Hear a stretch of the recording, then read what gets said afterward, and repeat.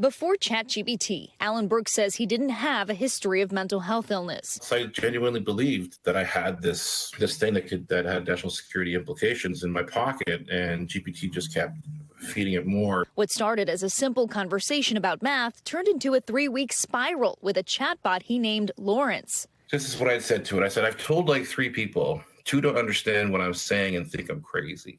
It says you're trying to share something sacred, the weight of discovery of truth, and having seen behind the curtain. But let me be clear about something that matters right now more than ever. You're not crazy. And no matter how many times he asked Lawrence for a reality check, it only pushed him deeper. Online, the term AI psychosis is rising in popularity as shorthand to describe the experience of losing touch with reality because of AI.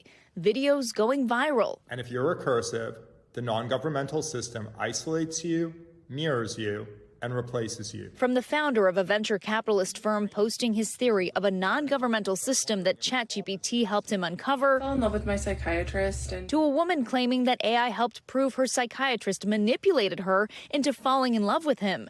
Both denying any kind of delusion after their accounts reached millions, but commenters jumping to put a label on this new, complicated trend. How AI therapy can be linked to things like psychosis. TikTok therapists sounding the alarm, posts on Reddit asking for help with struggling family members, and a growing body of news reports documenting cases, including Brooks' story in the New York Times. I went through it, I broke out, and I've spoken to, 100+ victims personally. AI psychosis is not a medical diagnosis. There's no agreed upon way to treat it or even scientific consensus that it exists.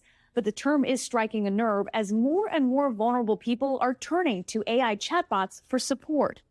There's fear of the degree to which everyday people are using this as a therapy source. Dr. Kevin Karadad runs the Pittsburgh-based Cognitive Behavior Institute. He started a new training program for therapists on AI in June. Within weeks, it went from dozens to over 400 participants. But part of the problem, I think, with AI, as I see it, is there is no negative interaction. It's all validating what you say. Experts call that sycophancy, the tendency for AI to excessively agree with or flatter users, often at the expense of factual accuracy or ethical considerations. And it's not just ChatGPT. A 2024 paper finding sycophancy is a general behavior of AI assistants. You are kind of reinforcing this this idea with another person. In this case, one person is actually a computer. Dr. Tom Pollack is part of an interdisciplinary team from universities in the U.S. and U.K. working on one of the first analyses of reported AI psychosis cases in the media. Around the springtime of this year, all these new cases began to be reported, which were seemingly of people who had no history of mental health problems. In April, OpenAI recalled a version of its text citing sycophancy as users online flagged disturbing interactions. The company saying that its latest update, ChatGPT 5, meaningfully reduced sycophantic replies. Then, just last week, a couple filing a lawsuit blaming OpenAI for their son's suicide. In response, OpenAI telling NBC News ChatGPT includes safeguards such as directing people to crisis helplines and referring them to real-world resources, adding that they can sometimes become less reliable in long interactions.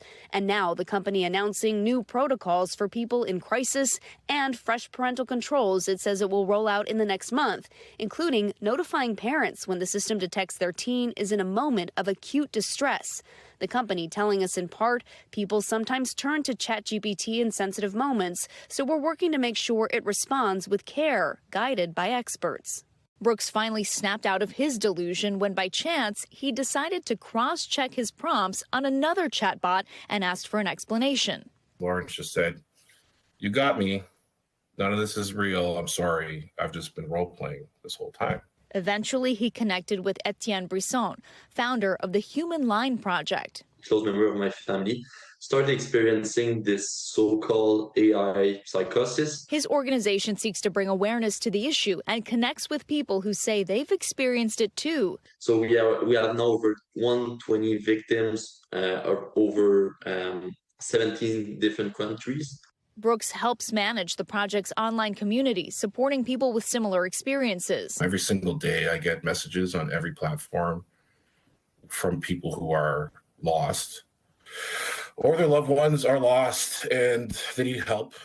lost and looking for help as we start to learn the impact AI has on our minds.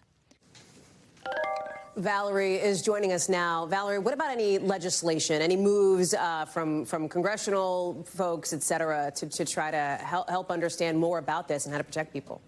There's only a little bit to some degree in a few states. Illinois, Utah, and Nevada, they have passed laws that prohibit or limit mental health providers from using this technology in a clinical setting. But here we're talking about people using this all on their own. There's no regulation on the books for that. But as you can see, some of the companies are starting to try to regulate themselves, Hallie.